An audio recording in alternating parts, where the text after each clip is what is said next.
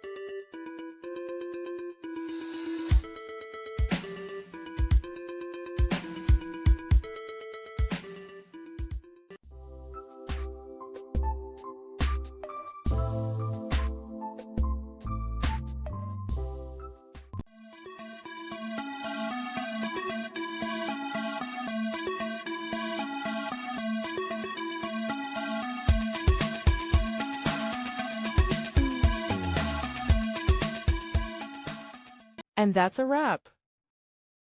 I hope you found the answer you were looking for. If you did, take a second to hit that subscribe button. It really helps out. And let me know in the comments which solution worked best for you. See you next time in the debug zone.